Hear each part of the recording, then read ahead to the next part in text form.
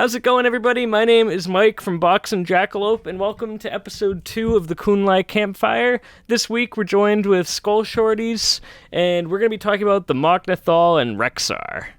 Welcome, Skoll. Yo. We do want to say that we do wish the legendary Kai was here tonight, but he wasn't feeling too well, but we're going to let him know we're thinking of him in this episode. Thoughts and feels to ya. The feels. So, today we're going to talk about Rexxar, and if you do want to tell a little bit about the background of the Mok'Nathal for the viewers, Skoll? I can do that. I've also done a video on it if you want to check that out, which I'm sure he'll put in the description somewhere. Alright, so back in the heyday of Draenor, the ogres were not doing so hot. Kargath was removing the power of the ogres in their arenas in Nagrand. Garrosh, their names are very similar. Gromash, he was also butchering a lot of ogres in the time of Nagrand. I'm not really sure about it. It's been a while because, but as far as I remember, other areas where ogres were prominent in started really just losing ground to the orcs because the orcs were slowly just gaining ground. So the ogres in Frostfire Ridge were like, all right, we don't have the numbers to fight these orcs back, but we have a plan. So the orcs started getting gathered and grouped up by the ogres, and they started using their experimentations and other methods that would probably get this video demonetized on the orcs, which resulted in the half-breeds of the Mok'Nathal. The idea was to have the brain of an orc, because orcs were very intelligent compared to ogres, and have the strength of an ogre. They'd be these super soldiers that the ogres would deploy upon their enemies, and they would use them to slaughter their own half-orcish people. I actually never knew that, like the actual origin behind. Yeah, that's from Chronicles. Which one? What was that? Chronicle 2? Yes. Oh, Chronicle okay. Volume 2. I was super excited when they started giving us some backstory on the Mok'Nathal. I need to finish reading that. So the White Claws, the Thunderlords, the Frostwolves, they teamed up together to oppose these Mok'Nathal because they were under the belief that they were willingly following these ogres. They were like, these guys are so bad following these ogre people. I hate them with a burning passion. That wasn't really the Frostwolves and the White Claws completely because, they're very peaceful and nice people. But the Thunderlords were like, we're going to go slaughter these Mok'Nathals in their sleep or whatever. So the Thunderlords did their own thing, while the White Claws and the Frostwolves went out to go and fight off these Mok'Nathal and these ogres that were taking their own people. And eventually they actually managed to save the leader of the Mok'Nathal, who is Rexxar's father, Leorox. And Leorox gave them information, that Leorox basically, he gave this information out that the Mok'Nathal were not happy of being slaves. They weren't happy about being used as tools for the ogres. Mm-hmm. So the Mok'Nathal, the Frostwolves, and the White Claw teamed up together to oppose the ogres that were abusing them, and they ultimately freed the Mok'Nathal from the chains of the ogres. And during this battle, the son of the Frostwolf chieftain, the Garad, his son Ganar, who you might be familiar with in World of Draenor, he sacrificed his life to save Mok'Nathal children. So that's how he died in our timeline. Wait, so is that in the second chronicle that's revealed? Yeah, that's in the second chronicle.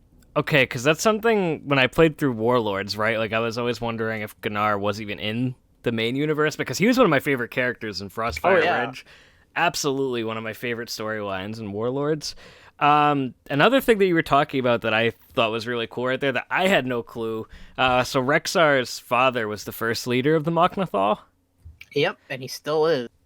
Oh, wow. Is he in Blade's Edge? He is in Blade Edge. He does not have a unique model like Rexxar, though. Because back in the heyday, Mok'Nathal were really big orcs.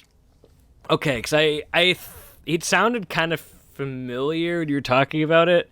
And like, I don't know, I remember that quest chain in BC when they actually had Rexxar in the game. Because he walked around in Vanilla in Desolus, right? Yeah, he was in Desolus. And then in Burning Crusade, they gave him a new model. And he had that, orc model for a very long time.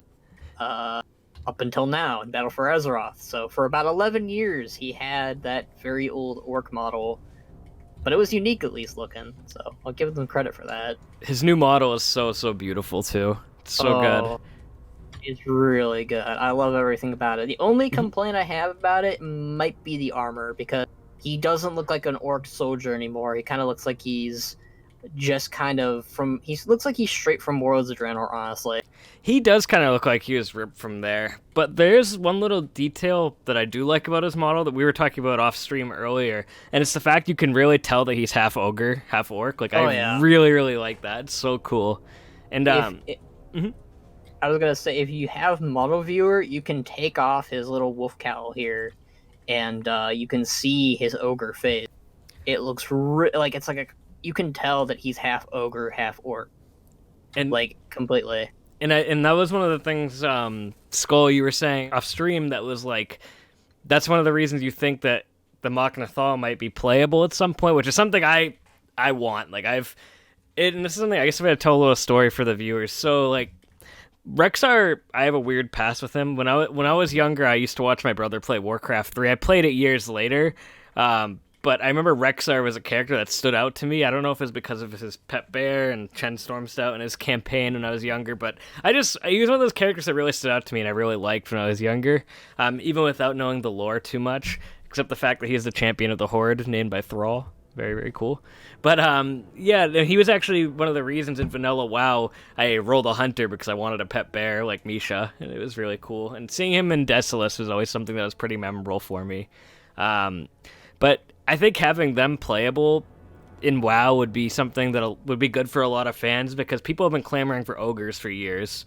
But I think the Mok'Nathal would be the cooler choice, right? And I think they'd fit in more with the way the Horde's been portrayed in WoW. Even though ogres were in the Horde in the past, I think there are some clans that are still in it now, if I recall, on Dustswallow. I believe... Yeah. Yeah, like...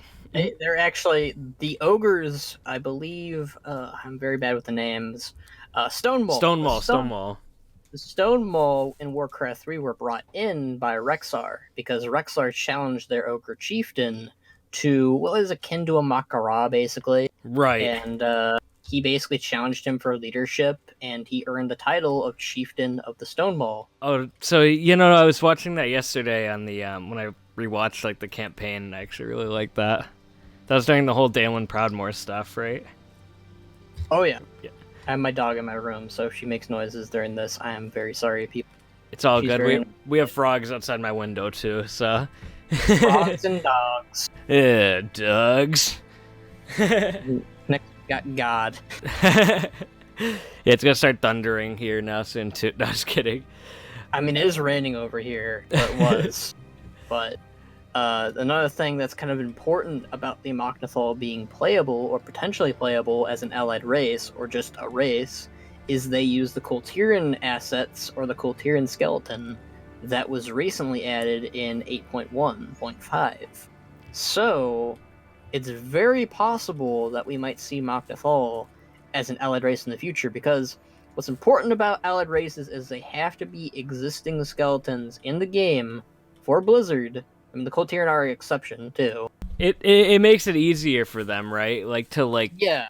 Basically, with all the existing allied races, a lot of them, besides the Kultirans, were built on existing rigs. But now that the Kultiran rig's an existing rig, we can have these guys in the Horde, essentially, which would... Yeah. I think be a lot more interesting than, honestly, I don't hate the existing allied races, but some of them, I think the Lightforged Draenei are pretty boring. I think I like the High Mountain Tauren, actually, they're pretty cool. But some of the other ones, I mean, they're almost different variants of existing races. I think stuff like the Kultirans and the Nightborn felt more like new races when you played them compared to some of the other ones like Void Elves and stuff. But I think one of the reasons I myself would like the Mok'Nathal and the Horde is Rexxar has always been kind of a prominent face of Warcraft, just the entire universe. And I think we always talk about how the Horde's a family, and I always consider him part of the heart of what the Horde is. And also I kind of in a weird way, how his character wanders around kind of like Chen Stormstout, to the fact where they even met in the wild. That was so cool in Warcraft 3. They adventured together. Oh, yeah. Absolutely love that. And that hit me yesterday too, just even watching that again, the connections almost, and that he hated Chen's brew. I remember. Well, I don't think he hated the brew. It just was like it almost killed him. Like it was so strong and maybe a little bit too potent. I mean, they still consider each other friends, so I feel like that's enough to. And the fact is that Rokan's also one of Rexxar's good friends too. You can feel the bonds and friendships that Rexxar established in Warcraft 3 with Karen. He also rescued Bane. Like he established himself as a character that was beloved by the three core races of the Horde. Now, he never really established himself well with the Forsaken, which you kind of can see that in the war campaign, that, he does not really like the necromancy shenanigans that kind of go down. You can tell he's not really a fan of them throughout, just his conversations with them. But he's about wildlife and the Horde, and I think it's really cool that they finally brought him back in Battle for Azeroth after, years of neglecting and using him, because a lot of people do like him. Like, he was a fan favorite in Warcraft 3 for a reason. He got his own campaign, and people liked it.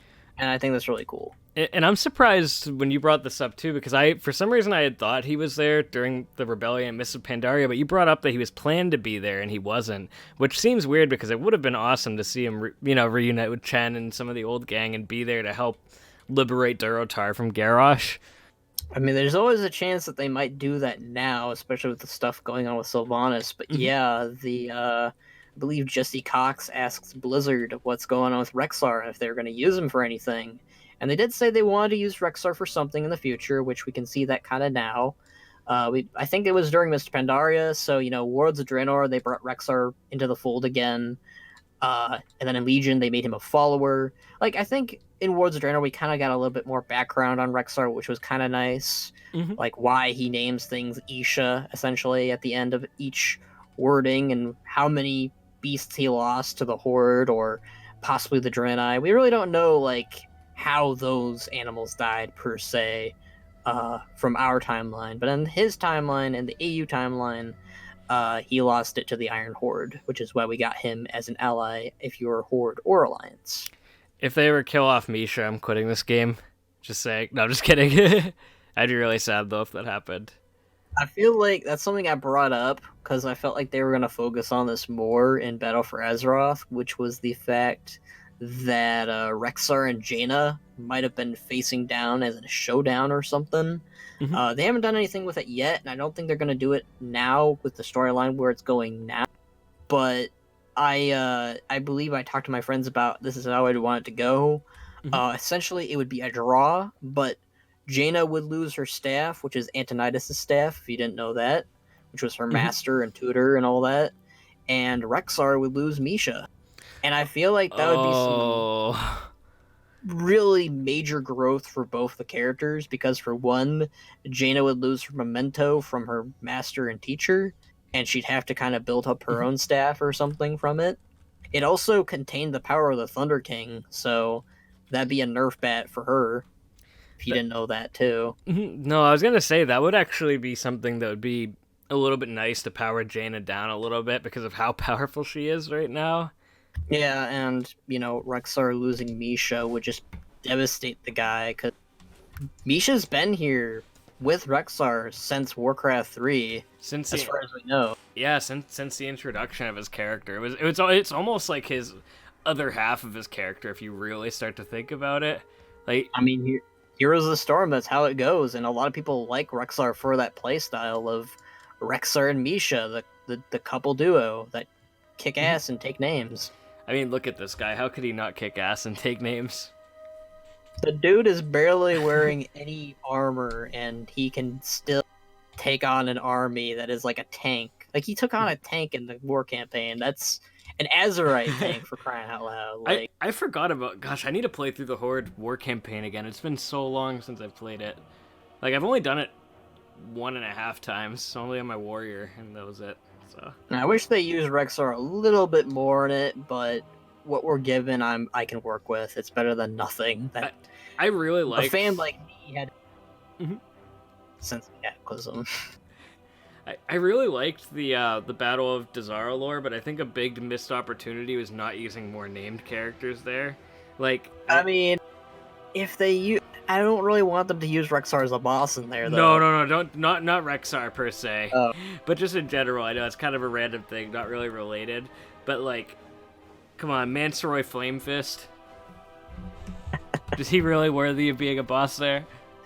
Poor guy. I mean, I think the point was the only named characters that really mattered during that whole fight and whole raid was Mektork, Jaina, and Rostcon. Everybody else was pretty much filler, sadly. Yeah, they should have had some of the minor characters in like BFA be in there. I think that would have been kind of interesting. Because there's a character, I remember seeing this in the PDR or beta or whatever. There's a character named Catherine, so I thought Catherine was gonna die in the raid. I think I know who you're talking about actually, but you know who would have been kind of cool, even though I do like his death. Blade Master Telemon would have been kind of a cool boss fight for the Horde. I know Talianus Nevertell said that, like, why... I feel like I understand why they did it for the war campaign for Horde. Like, apparently the Horde ripped him to shreds, but they were upset, like, obviously, because their king was gonna die, and... Right. You know, they didn't know their king was gonna die, but they thought it. Like, you tricked us, screw you, basically. Like, this guy is the main reason why we're here, so let's rip him apart. So I thought he would have been a better boss than the Champions of Light, like the Frida Ironbellow or whatever her name is. That would have. I would have had. I would have. I don't know what I would have done for the Maghar and the Blood Elf because they were just unnamed characters. Yeah. Maybe use Chromash, who was this minor orc character that we know that supported the Banshee Queen a lot. So maybe use that character that barely gets used. It would be sad to see him go, but you hardly even know him. Yeah, I was gonna say Chromash would actually be a really good choice for a boss. Also, this is not off. I guess this is a little bit off topic since we're talking about Battle of the Zara Lord. Yeah. The Jadefire Masters would have been a good fight to put a Pandaren monk for one of the trainers, but I digress. Have G Firepaw and Asa as bosses. That'll end well. Oh no! Let's not do that just yet. I'm joking. Back to the Mok'Nathal. I know we were talking about this earlier, but I think they are obviously like they fit in with the Horde is the thing. Like they would, I don't know, like they would. It'd be really easy to introduce them, I think, like compared to some of the other races. Like honestly, like as a fan of Pandaren, the Hosen are already in the Horde, and I could already see. I could see the Mok'Nathal being easier to introduce than them, if that makes any sense. Like that's how well I think they'd fit in with the current lore. Well, I'm not trying to debunk my own, wants here, but right now the Mok'Nathal viewed the Horde as this evil, they're wasting resources, wasting their time warring with the Draenei and this Azeroth, and, the Mok'Nathal were a very peaceful people. They wanted nothing more to do with violence, so then they stayed out of that. They wanted nothing to do with that. And Rexxar was like, one of the Mok'Nathal. I don't want to say he was the only Mok'Nathal because that would kind of break some of the... I feel like there are other Mok'Nathals that joined in, but Rexxar, he was the most prominent one who wanted to join the Horde. Right. And, help the Mok'Nathal. And in Chronicles, it basically described that he only joined with Blackhand to keep his people safe and so that he could make his people stronger and better because he viewed the Horde as something honorable that would bring in very good things for his people. So I think I needed to backtrack on what I just said there. I think the Mok'Nathal would fit in a lot more with like Vol'jin or Thrall's Horde, like the more honorable one. I didn't mean like the Sylvanas or Garrosh Horde, just because like, he does fit in though with the more honorable side of the Horde. What I was gonna say was that once Sylvanas is out of the picture as war chief, I think, and whoever is the new war chief, and something goes down. I was talking about this with my friend the other day, and I wanted to bring this up too. It's a good thing that we brought this up. The way that the Horde could bring the Mok'Nathal in is, 1, Rexxar would be the recruiter. 2, the main reason why we're getting more allied races is because we need numbers against the force that's facing across Azeroth, whatever it might be. Oh. The Lich King, because they're going to do more allied races after Battle for Azeroth. So this would take place after Battle for Azeroth. But the way I would go about it is the Alliance, they go to Outlands to recruit the Broken, while the Horde go to recruit the Mok'Nathal. Because Outland, we don't really have much lore on Outlands as of right now, but last time we got some info about it, it was not doing so good. It's pretty much drifting on the Twisting Nether, and eventually it might come undone. And I think the Mok'Nathal, as much as they want to stay out of the conflict, they want to live. They don't want to die on this crumbling apart planet.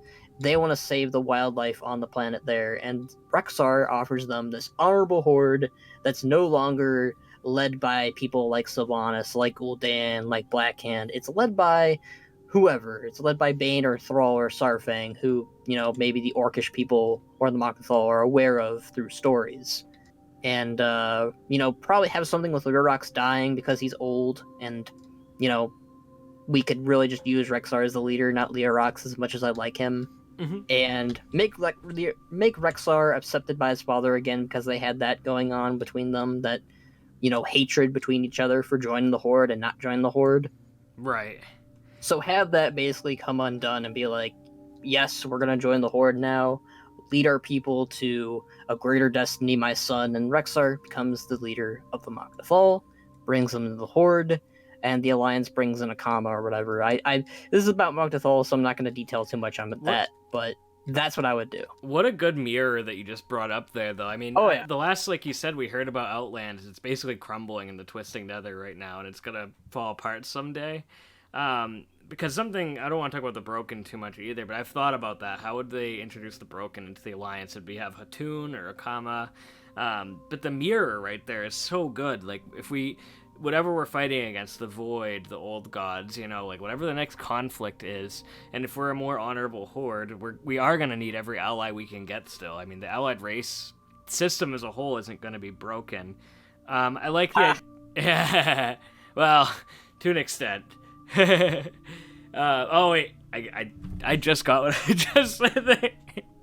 Yep. The accidental jokes are the best jokes. Oh boy.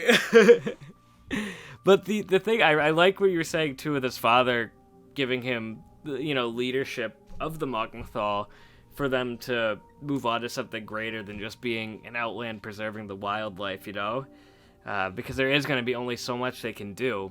It's on a timer right now, Outlands was never doing so good in the first place. Low on water, the food is scarce, the animals are scarce. Like, Outlands is a very bad place. Like, I know a lot of people shit on Thrall for, like, how dare you move us to Durotar for this very bad landscape. But compared to Outlands, you're doing it's good. A paradise compared. You're doing fine. And Rexxar is the son of a chieftain, and usually when you're the son of a chieftain, that passes down onto you. You're going to be the, new chieftain of the... Because that's what I really like, because Thrall and Durotan... Well, technically Thrall and Durotan, but Rexxar and Thrall have that in common. And I would love it for them to share that type of thing going on in their story. Like, Thrall is now the chieftain. I mean, this is spoiler territory, but Thrall could be the chieftain of the Frost Wolves, and the same could be applied for Rexxar and the Mok'Nathal, which I think would be really cool. Oh no, I was gonna say I really like that theory, honestly.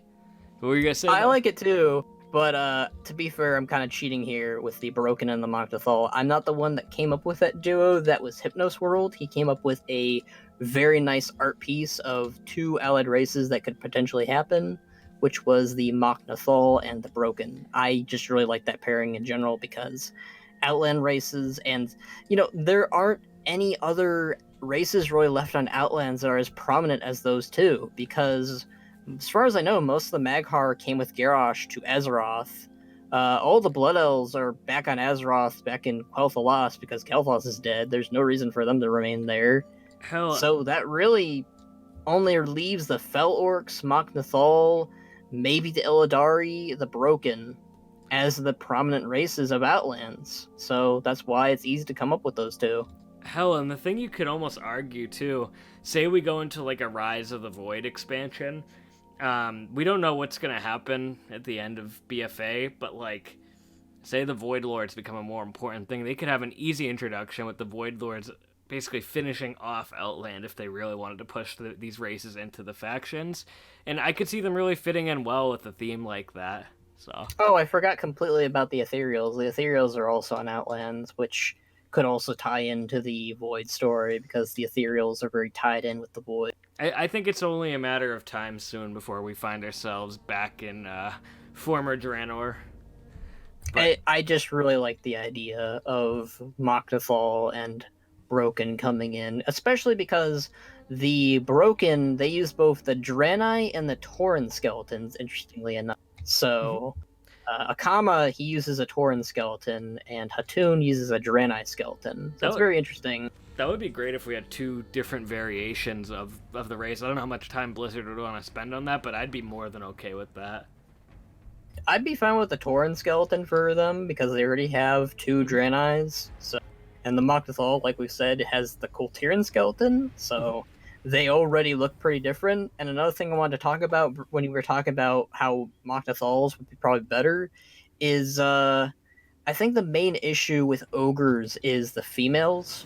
Yes, we don't have the existing female models, but how would they look and how would people gravitate towards them? Because as much as I want to say female ogres would be nice to have, I don't think many people would want to play as a big old buff lady or a big beefy lady. I'm not trying to insult anyone that's like that, appears like that, but I mean, I'm talking out here. Like, I feel like it'd be nice to have half and half, essentially, which is very nice with the Mok'Nathal because half ogres.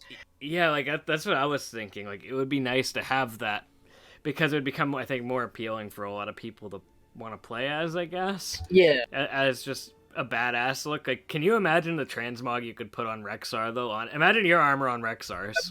Imagine the heritage armor. I mean, I already have done art pieces of that with, the Mok'Nathal model and me just pasting over my armor onto the Mok'Nathal's, Rexxar's skeleton. It looks so good, and it'd be such a great allied race. I'd love it if they did that. If they announced that at BlizzCon this year, I'm probably going to die watching it. So I'll be eating a pizza and anxiously awaiting for the expansion to come out. It is dope. But Skoll, do you have anything else you want to talk about on this week's episode related to the Mok'Nathal? I know it's kind of a shorter one just because it's just the two of us this week, but if you have anything you want to say to the viewers, obviously go check this guy out on YouTube, guys. Skoll Shorties does a lot of great machinima, WoW lore videos, anything you could think of related to World of Warcraft. But do you have anything else you want to say? I don't think I do, but if you want to learn more about the story of Rexxar and the Mok'Nathal, there's a video up on my channel that'll be in the description. And I do plan on doing an updated story of Rexxar and the Mok'Nathal in the coming future when Warcraft Reforged is out. Gonna be some good stuff coming out soon. I'm actually, that's the campaign I'm excited to play through the most at the end the end of the Frozen Throne. The epilogue, as some people would call it, but it's not. It's like that optional campaign, but it's not really optional because it's one of the best ones. Go play it, or even just go watch it on YouTube if you haven't played Warcraft 3 and you're interested in the lore. It's almost like watching a really good movie, and Chen Stormstad's in it, so I can't recommend it enough. That's where Shen first appeared. The cool thing is too, it relates a lot to BFA, that campaign. So that's surprising how important that campaign is in Battle for Azeroth now with the Jaina story, with Rexxar. I mean, Mista Pandaria was kind of important considering Shen, but that was really it really, really ties into modern WoW. But yeah, so the next topic we're gonna do is up for discussion right now. Thank you guys so much for watching. Skoll, thank you for your time tonight. Honestly, I learned a hell of a lot just from hearing you talk about the Mok'Nathal and their backstory. I actually own the Second Chronicle, but I've only read a tiny bit of it, so I actually need to read it. Yeah. After what you were telling me about the Mok'Nathal lore in it, I'd like to check it out. But yeah, and Gunnar and stuff too. That was so freaking cool, man. I didn't even know there was a main universe Gunnar. So now you know. Knowing is half the battle. No, especially in this game, knowing is half the battle. And the funny thing is, one thing I guess I'll leave everyone off is the thing about WoW lore. I've played this game since vanilla, and I watched my brother play Warcraft 3, and I played it years down the line, but you still learn new things every day about it. It's crazy. The universe is so deep, and like, I don't know, I just love the storyline. But it's crazy, and how old this game is, and you can still add lore to it, or, you know, just find lore from it. The fact that it's still just as, like, I'm still as invested as I was years ago in the lore in this game. Oh, same. Maybe even more so, honestly, with me now making videos about it. Oh, this is gonna sound crazy, but like, making videos, you start learning more almost about the lore, as crazy as that sounds. Like, even just from like doing like your own research sometimes, you know, it's like you just like go to certain events, it's like, huh, that's really interesting, that was a nice you know. Right. But anyway, guys, thank you so much for watching, and we'll see you next time. Oh, yeah.